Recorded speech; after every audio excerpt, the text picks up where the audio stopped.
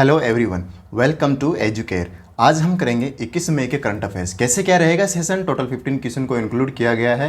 बिल्कुल डिटेल में जानेंगे, साथ में इससे पहले जो न्यूज़ रही उनको भी साथ में कवर करते रहेंगे। यह आपके बैंकिंग एग्जाम के लिए काफ़ी इंपॉर्टेंट सेशन है। ये आपकी वीडियो जितनी भी करंट अफेयर्स की आ रही है सब आपके बैंकिंग एग्जाम के लिए ही है। जैसे SBI PO, IBPS PO, IBPS clerk, SBI junior associate, RRB, जिस भी एग्ज़ाम की आप तैयारी कर रहे हैं, स्पेशली अभी अगर आप RRB ग्रेड B का एग्ज़ाम की तैयारी कर रहे हैं तो आपके लिए भी काफ़ी इंपॉर्टेंट बनता है। और मैंने आपको बता ही दिया है कि IBPS स्कोर मेरा 28.5 आउट ऑफ 40 था। तो मैं आपको बताऊंगा कि कैसे आप बैंकिंग की प्रिपरेशन कैसे कर सकते हैं। तो वीडियोस को डेली देखिए, आपके लिए काफ़ी इंपॉर्टेंट सेशन है। बढ़ते हैं आज के पहले क्वेश्चन की तरफ। पहले क्वेश्चन की तरफ बढ़ने से पहले आपसे एक छोटा सा क्वेश्चन। प्रश्न है कि which city was named UNESCO world book capital 2023। World book capital 2023 UNESCO ने किसे डिक्लेयर किया है 2023 के लिए। तो ये आपको बताना है, क्या ग्वाडालाहारा ने को किया गया है, या कोलालमपुर को किया गया है, या अबिडजान को, या अक्रा को। आंसर दूंगा मैं वीडियो के अंत में। तो बढ़ते हैं आज के पहले न्यूज़ की तरफ, पहले प्रश्न की तरफ। पहला प्रश्न है कि name the insurance company that recently launched India's first mental health insurance in India group policies. तो आपको ये बताना है कि पहला मेंटल हेल्थ इंश्योरेंस इंडिया में किस कंपनी के द्वारा लॉन्च किया गया। हमारा आंसर बनेगा एक्सा फ्रांस विया इंडिया। एक्सा फ्रांस वाई इंडिया जो कि एक्सा जो कि फ्रांस की कंपनी है, और इंडिया ये यहाँ की इसका डिवीज़न है, इंडिया में इसका डिवीज़न है, और इसी ने इंडिया का पहला मेंटल हेल्थ इंश्योरेंस लॉन्च किया है। और ये लॉन्च करेगी इंडिया की और अदर इंश्योरेंस कंपनीज़ के साथ, अदर पॉलिसीज़ के साथ ही इसे लॉन्च करेगी। तो आप याद रखिए, AXA France via India limited ने इसे लॉन्च किया है। आगे बढ़ने से पहले एक छोटा सा क्वेश्चन आपसे, क्विज़ के क्वेश्चन में 3 आपसे पूछना चाहूँगा कि पे एज यू ड्राइव प्रोग्राम किस इंश्योरेंस कंपनी ने लॉन्च किया है। इंस्पीहर इनेबलिंग एन एम्पावर्ड फ्यूचर ये किस इंश्योरेंस कंपनी ने लॉन्च किया है। और India's first dental health insurance plan किसने लॉन्च किया है, जो कि हमने कल ही पढ़ा है। हमारा आंसर होगा पहला डेंटल हेल्थ इंश्योरेंस लॉन्च किया है PNB मेट लाइफ के द्वारा। PNB मेट लाइफ के द्वारा पहला डेंटल हेल्थ इंश्योरेंस लॉन्च किया गया। इंस्पीहर इनेबलिंग एन एम्पावर्ड फ्यूचर ये लॉन्च किया गया है भारती एक्सा के द्वारा। भारती एक्सा के द्वारा इसे लॉन्च किया गया। पे एज यू ड्राइव ये HDFC इर्गो के द्वारा लॉन्च किया गया। HDFC इर्गो के द्वारा इसे लॉन्च किया गया। बढ़ते हैं अगले प्रश्न की तरफ। अगला प्रश्न है burden of the cancers in India. एक रिपोर्ट रिलीज की गई, burden of cancer in India. The number of the Indians suffering from this cancer is projected to increase 29.8 million by 2025 and from 26.7 million in 2021। 2021 में 2021 में अभी cancer कितने patients है 26.7 millions, लेकिन 2025 तक ये डेटा इंक्रीज होकर चला जाएगा 29.8 मिलियन के पास। आपको ये बताना है कि ये जो burden of cancer in India report है ये किसके द्वारा रिलीज की गई। हमारा आंसर बनेगा ICMR, Indian council of medical research ने ये रिपोर्ट जारी की है, और इसने अनुमान लगाया कि 2025 तक 29.8 मिलियन पेशेंट्स कैंसर के हो जाएंगे। और मेनली जो कैंसर के पेशेंट्स हैं वह आपको नॉर्थ इंडिया में मिलेंगे, जो कि 2.4% रेशियो रखते हैं टोटल पॉपुलेशन का। 2.4% कैंसर के पेशेंट्स नॉर्थ इंडिया में, फिर उसके बाद मिलेंगे आपको नॉर्थ ईस्ट में 2.1%। ये मेनली आपको मेंस में पाया जाएगा, मेंस में ज़्यादा कैंसर होता है बजाय कि वुमेंस के। और ये रिपोर्ट रिलीज़ की गई ICMR के द्वारा। और ये जो कैंसर मेनली आपको 65 to 69 एज ग्रुप में देखने को मिलेगा। 65 to 69 एज ग्रुप में क्वेश्चन पूछा जा सकता है कि कैंसर की रिपोर्ट के अनुसार सबसे ज़्यादा कैंसर किस एज ग्रुप में पाया जाता है, तो 65 to 69 की एज ग्रुप में। और अगर स्टेट्स की बात करें तो मिज़ोरम में सबसे ज़्यादा कैंसर के पेशेंट्स है, फिर उसके बाद दिल्ली, फिर उसके पास मेघालय। वैसे तो कैंसर के बहुत कैटेगरीज होती है, अलग अलग प्रकार के कैंसर होते हैं, लेकिन जो लंग कैंसर होते हैं, लंग कैंसर के पेशेंट सबसे ज़्यादा पाए जाते हैं इंडिया में, लंग कैंसर के। तो ये भी आप याद रखिए। पहले ये माना जाता था कि टोबैको और अल्कोहल के कंजम्पशन से ही कैंसर होता है, लेकिन अब ये रिपोर्ट के अनुसार ये बताया जा रहा है कि consumption of the packaged food, अगर आप पैकेज्ड फूड का और आप जंक फूड का यूज़ करते हैं तो ये भी कैंसर का कारण बनते हैं। क्या इतना क्लियर हुआ? तो burden of cancer in India report ICMR के द्वारा रिलीज़ की गई है, इतना आप याद रखिए। और आगे बढ़ते हैं। आगे बढ़ने से पहले क्विज को करते हैं कि global gas flaring tracking report किसके द्वारा रिलीज़ की गई। आंसर बनता है वर्ल्ड बैंक के द्वारा। किसके द्वारा? वर्ल्ड बैंक के द्वारा। अगली रिपोर्ट है कि 36 migration and development brief report. 36 migration and development brief report ये किसके द्वारा रिलीज़ की गई? ये भी वर्ल्ड बैंक के द्वारा ही रिलीज़ की गई। ये भी वर्ल्ड बैंक के द्वारा रिलीज़ की गई। अगली रिपोर्ट है report on vehicle market. Vehicle market के रिगार्डिंग एक रिपोर्ट रिलीज़ की गई थी जिसमें बताया गया है कि कौन सा देश सबसे ज़्यादा व्हीकल मार्केट रखता है और इंडिया का क्या स्टांस है। तो ये जो रिपोर्ट रिलीज़ की गई इसमें इंडिया का 4th स्टांस है, 4th नंबर पर है, जिसमें जर्मनी को इंडिया ने रिप्लेस कर दिया है। और टॉप पर है चाइना, फिर उसके बाद यूएस, फिर उसके बाद जापान, फिर 4th नंबर पर इंडिया आ जाता है। तो इतना आप याद रखिए। बढ़ते हैं अगले प्रश्न की तरफ। अगला प्रश्न है which state recently named Nanjarayan tank as the 70th bird sanctuary. Nanjarayan bird sanctuary 70th number की बर्ड सेंचुरी किस स्टेट की हो गई? किस स्टेट ने रिसेंटली डिक्लेयर किया है? आंसर बढ़ता है तमिलनाडु। तमिलनाडु में पहले 16 बर्ड सेंचुरीज थी, अब हो गई है 17, और 17 नंबर की कौन सी होगी? नंजरायन। ये नंजरायन टैंक ये 17th बर्ड सेंचुरी हो गई है तमिलनाडु की। और इसे किस डिस्ट्रिक्ट में है? त्रिपुर डिस्ट्रिक्ट जो भी तमिलनाडु में है, और इसी डिस्ट्रिक्ट में ये Nanjarayan tank bird sanctuary 70th number की इसे रिकग्नाइज किया गया है। और इसे किसने अनाउंस किया है? वहाँ के जो एनवायरनमेंट और फॉरेस्ट मिनिस्टर है के रामचंद्रन, इन्होंने इसे अनाउंस किया है। तो याद रखिए Nanjarayan tank 70th bird century Tamil Nadu में डिक्लेयर हो गई है, नंजरायन। इतना आप याद रखिए। रिसेंटली तमिलनाडु ने न्यूट्रिशियस ब्रेकफास्ट स्कीम लॉन्च की गई थी के द्वारा न्यूट्रिशियस ब्रेकफास्ट स्कीम तमिलनाडु ने लॉन्च की। आपको बताना है कि ये किस क्लास के बच्चों के लिए लॉन्च की गई थी और कहाँ लॉन्च की गई थी। तो ये प्राइमरी गवर्नमेंट स्कूल के लिए लॉन्च की गई थी और 1st to 5th ग्रेड के स्टूडेंट्स के लिए लॉन्च की गई थी।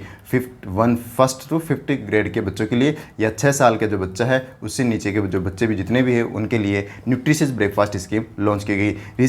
रिसेंटली मीनाक्षी टेम्पल न्यूज़ में था। आपको ये बताना है कि मीनाक्षी टेम्पल कहाँ पर है? तो ये तमिलनाडु में ही है। और आपको ये बताना है कि तमिलनाडु के किस शहर में है, किस सिटी में है? तो ये मदुरई में ये स्थित है मीनाक्षी टेम्पल। और मैनचेस्टर ऑफ साउथ किसे कहा जाता है? मैनचेस्टर ऑफ साउथ तमिलनाडु के किस शहर को कहा जाता है? तमिलनाडु के किस शहर को कहा जाता है मैनचेस्टर ऑफ साउथ? तो आंसर बनेगा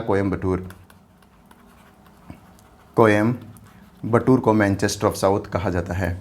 अगला प्रश्न है recently prime minister Narendra Modi inaugurated the country's first 5G test bed of India first to enable startups and industry players to test their products. It was developed by 8 institutes, but which is the leading IIT? Which IIT leads all the 8 institutions to develop 5G test bed? हमारा answer होगा IIT Madras. IIT Madras जो कि तमिलनाडु में है, और यही IIT Madras lead करेगी 5G test bed को। क्या होता है 5G टेस्ट बेड? अभी 5G टेक्नोलॉजीज़ के लिए जो इंडियन स्टार्टअप्स है, इंडियन इंडस्ट्री टेक्नोलॉजी कंपनीज है, ये बाहर की कंपनियों का सहारा ले रही थी 5G टेक्नोलॉजीज़ को टेस्ट करने के लिए। लेकिन recently prime minister Narendra Modi ने आत्मनिर्भर भारत को बढ़ाने के लिए, आत्मनिर्भरता को बढ़ाने के लिए एक 5G टेस्ट बेड लॉन्च कर दिया है। अब इंडियन कंपनीज बाहर जाने की ज़रूरत नहीं है।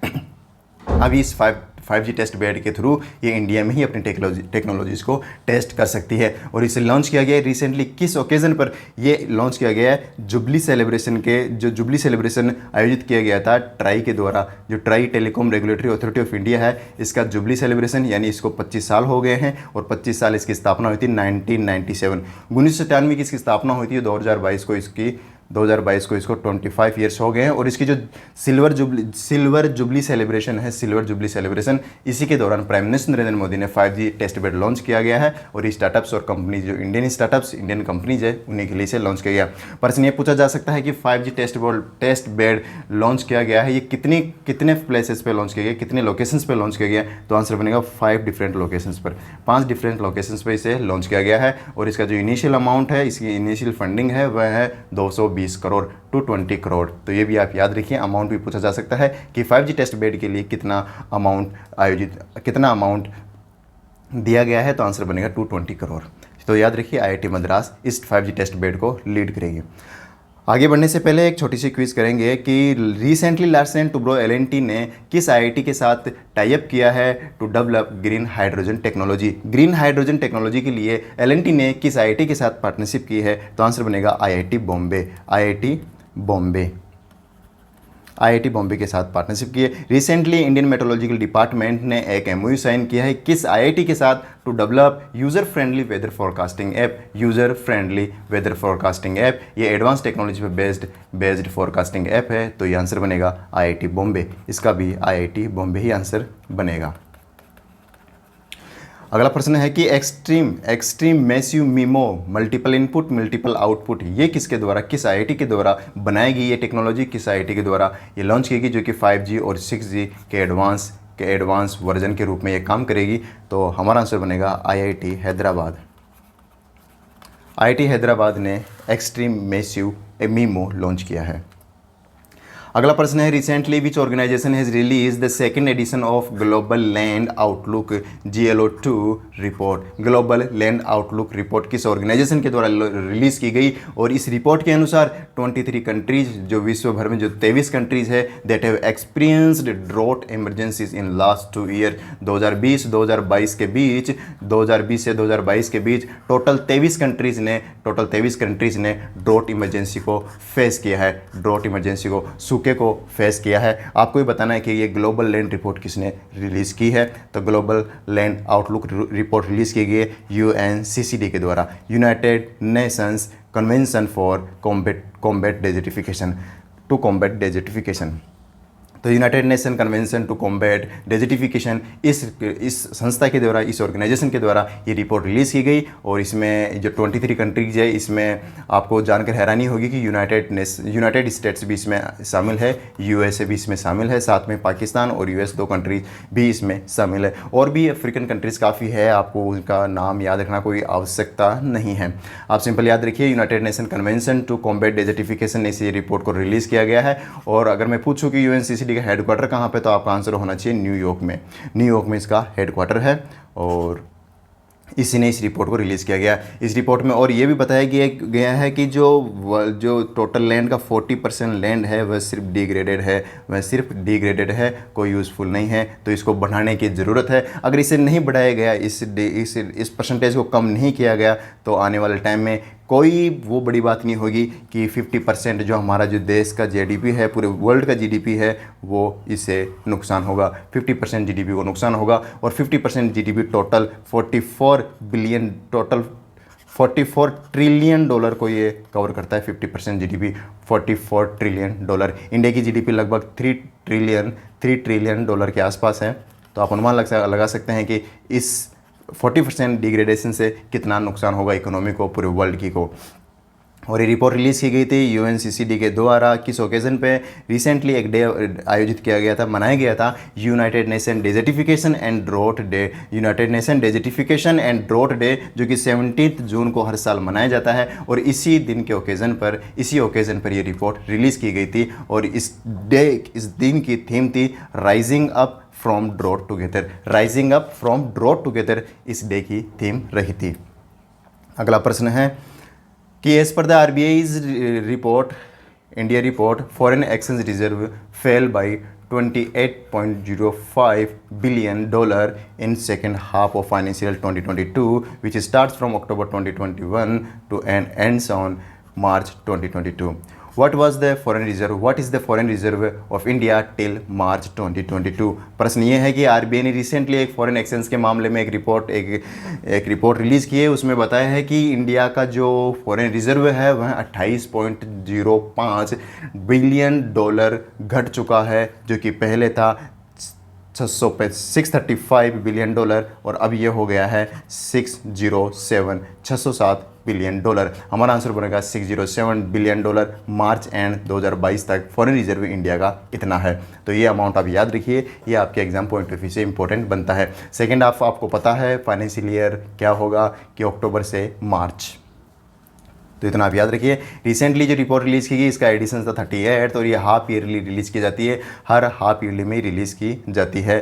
First half year, second half year, तो ये 38 एडिशन था इसका, और October to March, second half of financial year 2022। और इंडिया के जो फॉरेन रिजर्व है इसमें क्या क्या शामिल होते हैं, जैसे कि इसमें करेंसी शामिल होती है, इसमें बॉन्ड्स होते हैं, इसमें ट्रेजरी बिल्स होते हैं, अदर गवर्नमेंट सिक्योरिटीज इसमें शामिल होती हैं। और सबसे ज़्यादा जो मेन कवरेज होता है फॉरेन रिजर्व में वो होता है फॉरेन करेंसी का। और फॉरेन करेंसी एसेट्स है जो इंडिया की कितनी है, $540 बिलियन।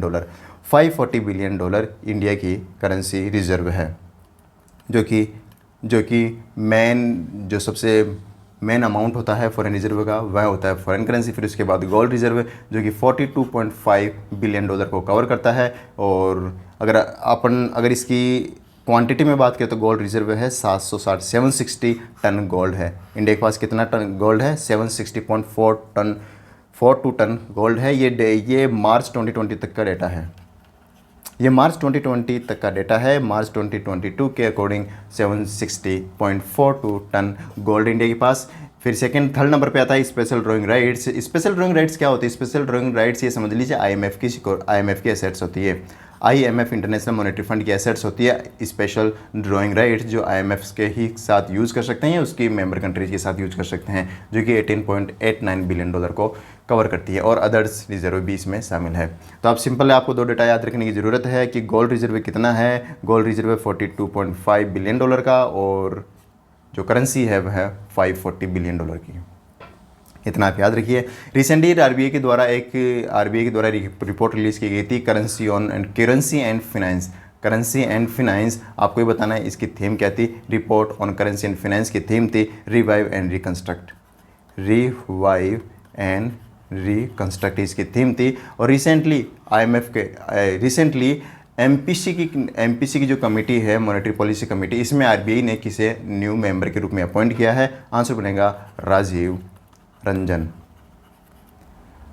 रंजन को न्यू मेंबर अपॉइंट किया गया है एमपीसी का मॉनेटरी पॉलिसी कमेटी का। और राजीव रंजन को अभी एक और पोस्ट पे अपॉइंट किया गया है, उसको हम आगे डिस्कस करेंगे।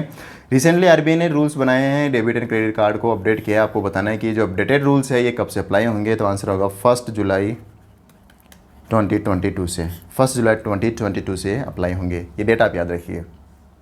अगला प्रश्न है recently which bank has partner with Bengaluru International Airport Limited to launch one stop payment solution across the airport ecosystem. Well, Bengaluru International Airport के अंदर कौन सा एयरपोर्ट आता है? आंसर बनेगा केम्पेगौड़ा इंटरनेशनल एयरपोर्ट, जो कि कहाँ पे है? बेंगलुरु में है। और इसी केम्पेगौड़ा इंटरनेशनल एयरपोर्ट में वन स्टॉप पेमेंट सॉल्यूशन किस बैंक के द्वारा लॉन्च किया जाएगा? आंसर बनेगा कोटक महिंद्रा बैंक। ऑप्शन में कोटक महिंद्रा बैंक नहीं है, तो आप लिख लीजिए कोटक महिंद्रा बैंक। कोटक महिंद्रा बैंक के द्वारा ये सर्विसेज प्रोवाइड की जाएगी बेंगलुरु इंटरनेशनल एयरपोर्ट लिमिटेड को। वन स्टॉप पेमेंट सॉल्यूशन का मतलब होता है कि एयरपोर्ट में आप कहीं भी पेमेंट यूज़ करो, सिर्फ एक जो पर्टिकुलर पेमेंट सिस्टम होगा हर जगह वहीं फॉलो होगा, और वह किस बैंक का होगा?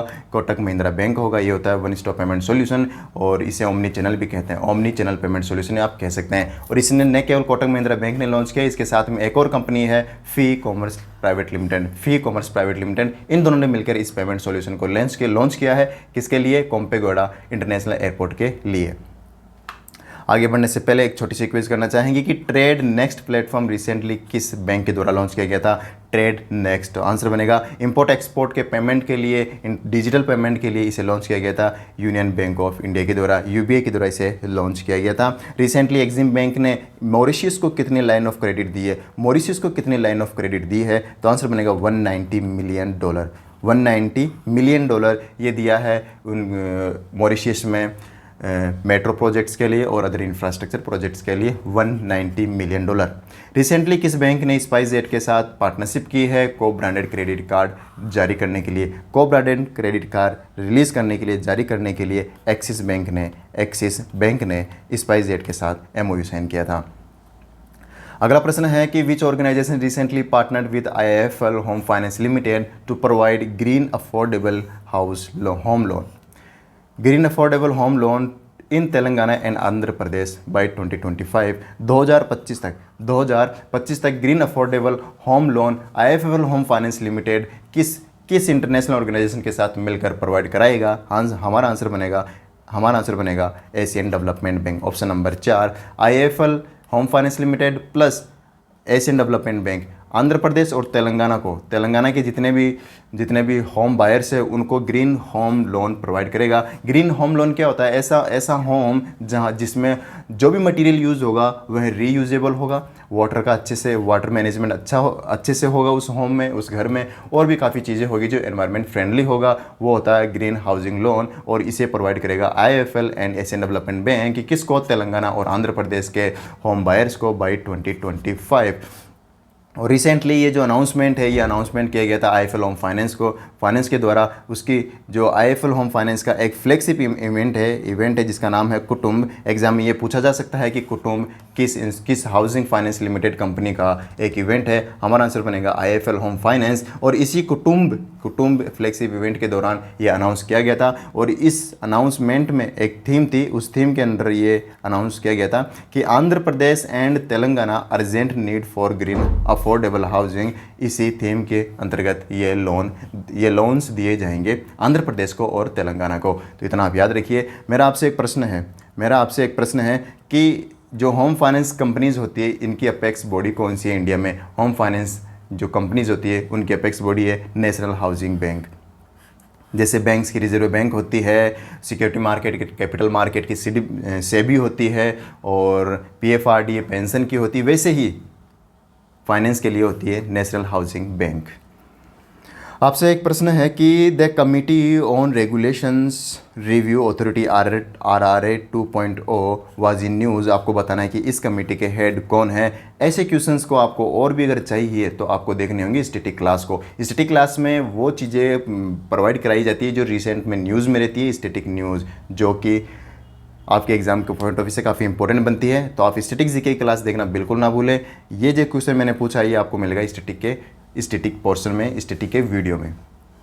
बढ़ते हैं अगले क्वेश्चन की तरफ। इससे पहले की एक छोटी सी क्विज कि रिसेंटली श्रेष्ठ जी प्रोजेक्ट के लिए कितना लोन दिया गया और ये किस स्टेट का प्रोजेक्ट है? तो पहले तो ये गुजरात का प्रोजेक्ट है। किसका है? गुजरात का प्रोजेक्ट है। और इसे लोन किसके द्वारा दिया गया है? वर्ल्ड बैंक के द्वारा। कितने अमाउंट का लोन दिया गया है? 350 मिलियन डॉलर। 350 million dollar. हालांकि प्रोजेक्ट 500 मिलियन डॉलर का है, लेकिन 350 मिलियन डॉलर वर्ल्ड बैंक देगा, जो कि गुजरात का प्रोजेक्ट है हेल्थ सेक्टर को इम्प्रूव करने के लिए। इंडिया के जो मिशन कर्मयोगी है, मिशन कर्मयोगी को किस इंटरनेशनल बैंक ने फंडिंग दी है? तो आंसर बनेगा वर्ल्ड बैंक। और कितने अमाउंट की फंडिंग दी है? 47 मिलियन डॉलर की। 47 मिलियन डॉलर की फंडिंग दी है मिशन कर्मयोगी के लिए। अगला प्रश्न है कि विच bank has recently von 6 national awards from the PFRDA pension इसका फुल फॉर्म होती है pension fund regulatory and development authority. Pension fund regulatory development authority in different categories for enrolment of Atal pension योजना। सबसे ज़्यादा अटल pension योजना में enrolment कराने के मामले में जिस बैंक ने टॉप किया है उसी बैंक को 6 नेशनल अवार्ड दिए गए। न केवल इस कैटेगरी में और भी कई कैटेगरीज में इस बैंक ने टॉप किया। आपको बताना है बैंक कौन सा है? आंसर बनेगा कर्नाटका विकास ग्रामीण बैंक, KVG बैंक को ये अवार्ड्स दिए गए हैं। किसके द्वारा? PFRD के द्वारा। KVG बैंक के जो MD एंड CEO है कौन है? जो चेयरमैन है P गोपी कृष्णा को ये अवार्ड दिया गया। और दिया किसके द्वारा गया है? PFRD के चेयरमैन सुप्रीतम बंदोपाध्याय के द्वारा, जो कि चेयरमैन है PFRD के द्वारा। इन्हीं के द्वारा P गोपी कृष्णा को ये अवार्ड दिया गया है। और ये अवार्ड दिया गया था चेन्नई के तमिलनाडु में एक प्रोग्राम आयोजित हुआ था, Atal pension Yojana facilitation and strategy review program. तो Atal pension Yojana felicitation and strategy review program के दौरान ये अवार्ड दिया गया है। तो आप याद रखिए कर्नाटका विकास ग्रामीण बैंक को ये अवार्ड दिया गया है। न केवल इसने अटल पेंशन योजना में इसने इस अकाउंट ओपन करवाने के मामले में इस योजना में टॉप किया है, बल्कि इसने प्राइम मिनिस्टर प्रधानमंत्री सुरक्षा बीमा योजना इसमें भी टॉप किया है, प्रधानमंत्री जीवन ज्योति बीमा योजना इसमें भी इसने टॉप किया है। तो टोटल 6 नेशनल अवार्ड दिए गए हैं। अभी रिसेंटली कुछ अवार्ड्स दिए गए हैं, तो आपको पूछना चाहूँगा कि सेलेंट मॉडल बैंक अवार्ड किसे दिया गया है? सेलेंट मॉडल बैंक अवार्ड दिया गया है इंडसइंड बैंक को सेलेंट मॉडल बैंक अवार्ड दिया गया है। और recently prime minister award for excellence in public administration किस स्कीम को दिया गया है? आंसर बनेगा उड़ान स्कीम को। उड़ान स्कीम को PM award for excellence in public administration award दिया गया है। Recently champion of the earth award किसे दिया गया? Champion of the earth award, this is the life time achievement award और given by the United Nation environment programme headquarter in Nairobi. और आपको बताना है कि चैंपियन ऑफ द अर्थ अवार्ड किसे दिया गया, तो आंसर बनेगा डेविड एटनब्रो। डेविड एटनब्रो को यूनाइटेड नेशन एनवायरनमेंट प्रोग्राम के द्वारा champion of the earth award दिया गया। अगला प्रश्न है कि एंटरप्रेन्योर लीडरशिप अवार्ड किसे दिया गया? एंटरप्रेन्योर लीडरशिप अवार्ड किसे दिया गया? और ये अवार्ड दिया गया था Indo American chamber of commerce के द्वारा, IACC के द्वारा ये अवार्ड दिया गया। तो ये आंसर बनेगा विवेक लाल को ये अवार्ड दिया गया, एंटरप्रेन्योर लीडरशिप अवार्ड 2022। अगला है कि रिसेंटली लॉरेस स्पोर्ट्स अवार्ड आयोजित हुआ, लॉरेस स्पोर्ट्स अवार्ड, इसमें एक्सेप्शनल अचीवमेंट अवार्ड किसे दिया गया? एक्सेप्शनल अचीवमेंट अवार्ड किसको दिया गया? तो आंसर बनेगा रॉबर्ट लेवेंडेंस्की को। रॉबर्ट लेवेंडेंस्की जो कि एक फुटबॉल प्लेयर है, रॉबर्ट लेवेंडेंस्की, इसको ये अवार्ड दिया गया। एक अवार्ड और दिया गया, वो इंपॉर्टेंट बनता है कि टीम ऑफ द अवार्ड किसे दिया गया? टीम ऑफ द अवार्ड दिया गया था इटली को टीम ऑफ द अवार्ड दिया गया था, ये आप याद रखिए। अगला प्रश्न, who was recently received an honorary commander of the Order of the British Empire. Simple Order of the British Empire award किसे दिया गया? और ये दिया गया था यूनाइटेड किंगडम यूके के द्वारा, और ये यूके का सेकंड हाईएस्ट अवार्ड है, Order of the British Empire. और रिसेंटली कुछ ही दिनों पहले ये अवार्ड एक और इंडो ब्रिटिश को दिया गया था, और ये सेकंड अवार्ड किसको दिया गया है? आंसर बनेगा अजय पिरामल को। अजय पिरामल जो कि पिरामल ग्रुप के चेयरमैन हैं, इन्हीं को ये अवार्ड दिया गया, अजय पिरामल। और ये ब्रिटिश का यूके का सेकंड हाईएस्ट अवार्ड है। और इससे पहले किसको दिया गया था? ये इससे पहले दिया गया था जी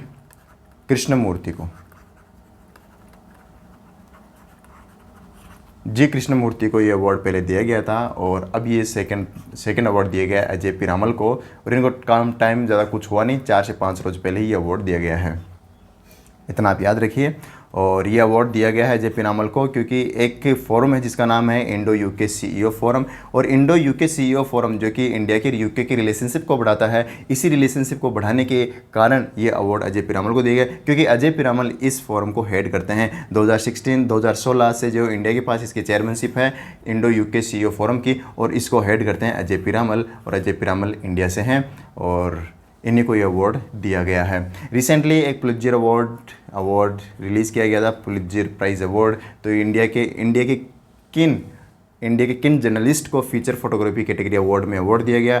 तो अदनान अबीदी, अमित देवे, सना इरशाद माटो, डेनिस सिद्दीकी। तो ये नाम आप याद रखिए, डेनिस सिद्दीकी, सना इरशाद माटो, अमित दवे और अदनान अबीदी। इतना ये अवार्ड्स दिए गए। अगला प्रश्न है, who was recently appointed as the chairman of the Bombay stock exchange limited. Bombay stock exchange के नए चेयरमैन कौन बन गए हैं? हमारा आंसर बनेगा SS मुंद्रा के इन्हें चेयरमैन बनाया गया है बॉम्बे स्टॉक एक्सचेंज का। और SS मुंद्रा जिनका फुल नाम है सुभाष शिवरतन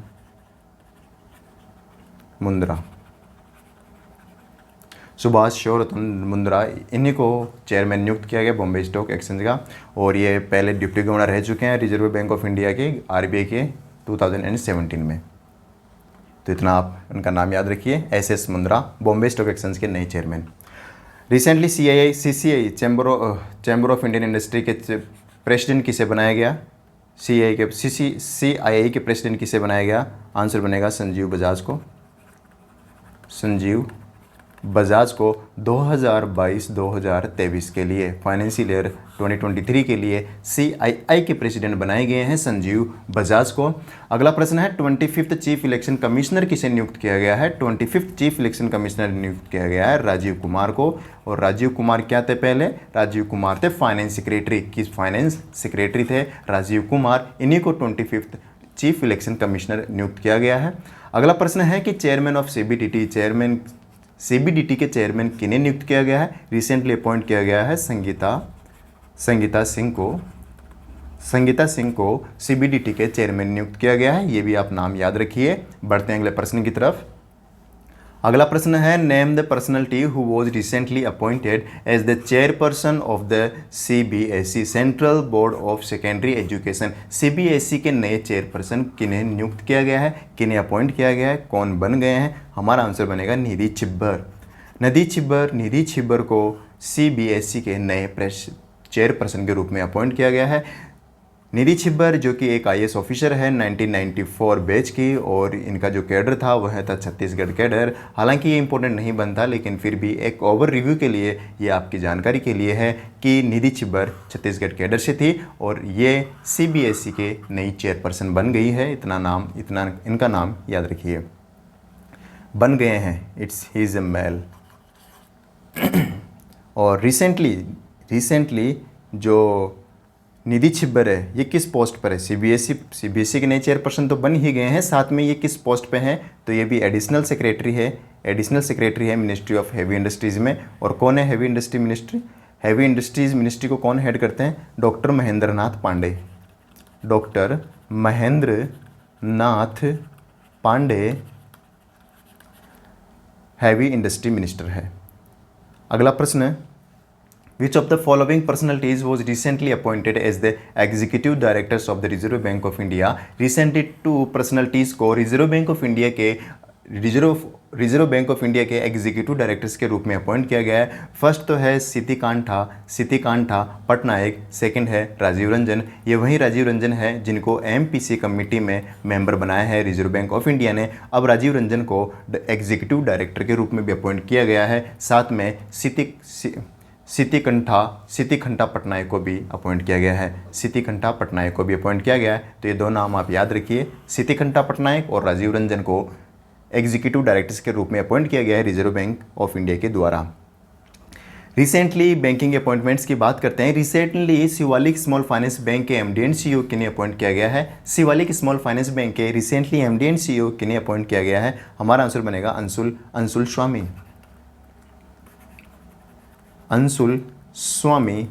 स्वामी को MD एंड CEO बनाया गया है शिवालिक स्मॉल फाइनेंस बैंक का। रिसेंटली फेडरल रिजर्व बैंक जो कि न्यूयॉर्क का अपेक्स बैंक है, न्यूयॉर्क का सेंट्रल बैंक है, इसमें बोर्ड ऑफ डायरेक्टर्स के रूप में किसे अपॉइंट किया गया है? बोर्ड ऑफ डायरेक्टर्स के मेंबर कमेटी में किसे अपॉइंट किया गया है? अरविंद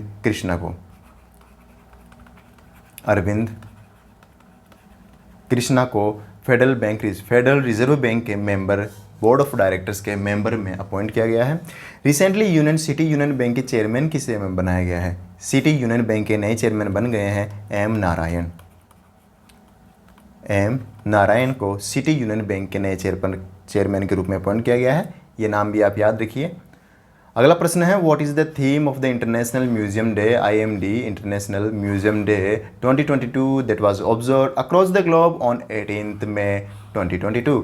हर साल 18 मई को मनाए जाने वाला ये डे, इंटरनेशनल म्यूजियम दिवस, हर साल मनाया गया। तो आपको बताना है इस साल की थीम क्या रही। तो इस साल की थीम है द पावर ऑफ म्यूजियम। ये इस साल की थीम है। ये काफ़ी इंपॉर्टेंट बनती है आपके एग्जाम पॉइंट ऑफ व्यू से। एग्जाम में क्वेश्चन ये भी पूछा जा सकता है कि इंटरनेशनल म्यूजियम डे हर साल कब मनाया जाता है? तो आंसर होगा 18 मई। और ये जो दिन मनाया जाता है इसका उद्देश्य है कि लोगों तक एक दूसरे के जो कल्चर है वो एक्सचेंज हो सके। यानी म्यूज़ियम सबसे बड़ा क्रिटिकल रोल प्ले करते हैं कल्चर एक्सचेंज में। इस देश के म्यूज़ियम्स में बाहर के देश के लोग आते हैं, वो देखते हैं म्यूज़ियम्स में क्या कल्चर रहा था और यहाँ के वहाँ जाते हैं। तो ऐसे कल्चर एक्सचेंज काफ़ी इंपॉर्टेंट रोल प्ले करते हैं म्यूज़ियम्स, और इसी के बारे में अवेयरनेस बढ़ाने के लिए इंटरनेशनल म्यूज़ियम डे हर साल 18 मई को मनाया जाता है। और इस साल की थीम रही है द पावर ऑफ म्यूज़ियम। कुछ इंपॉर्टेंट डेज जो रिसेंटली रहे थे न्यूज़ में, नेशनल डेंगू डे कब मनाया गया? नेशनल डेंगू डे हर साल मनाया जाता है 16 मई को। ये डेट याद रखिए, 16 मई को हर साल कौन सा दिवस मनाया जाता है? National dengue day, national dengue दिवस मनाया जाता है। अगला प्रश्न है कि वर्ल्ड हाइपरटेंशन डे कब मनाया गया? वर्ल्ड हाइपरटेंशन रिसेंटली 17 मई को मनाया गया। 17 मई को हर साल हाइपरटेंशन डे मनाया जाता है। इस साल की थीम रही थी major your blood pressure accurately, control it, live longer. Control it, live longer, ये इस साल की थीम रही थी वर्ल्ड हाइपरटेंशन की। अगला प्रश्न है कि महाराणा प्रताप जयंती कब मनाएगी। महाराणा प्रताप जयंती 9 मई को मनाई गई। 9 मई को महाराणा प्रताप जयंती मनाई गई। अगला प्रश्न है when was the world AIDS vaccine day. World AIDS vaccine day या HIV vaccine awareness day. HIV vaccine awareness day हर साल कब मनाया जाता है। आंसर बनेगा 18 मई। हर साल 18 मई को world AIDS day vaccine day या वर्ल्ड एड्स वैक्सीन डे या HIV वैक्सीन अवेयरनेस डे मनाया जाता है। एड्स जो कि HIV के कारण फैलता है और एड्स की फुल फॉर्म है acquired immuno deficiency syndrome. Acquired immuno deficiency syndrome भी इसकी थीम है और ये क्रोनिक डिजीज़ है। क्रोनिक डिजीज़ वह डिजीज़ होती है जिसका इलाज कम से कम 1 साल के लिए मेडिकल ट्रीटमेंट चलता है, तब जाके उसका इलाज होता है। वो होती है क्रोनिक डिजीज़ जिसमें हाइपरटेंशन आता है, डायबिटीज़ आती है और HIV एड्स जैसी बीमारी इसमें क्रोनिक डिजीज़ में शामिल है।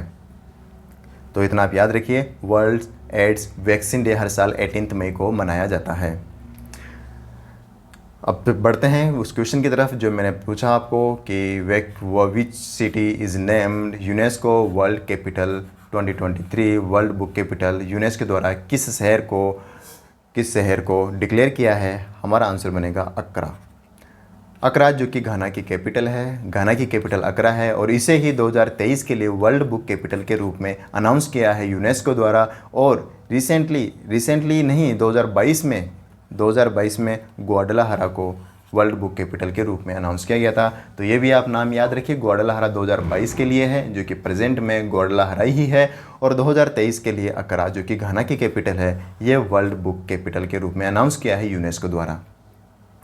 तो ये था आज का सेशन। कैसा लगा सेशन कमेंट करके ज़रूर बताइए। और ये था 21 मई का करंट अफेयर्स। हम अब कल मिलेंगे आपको हम 22 मई के करंट अफेयर्स के लिए।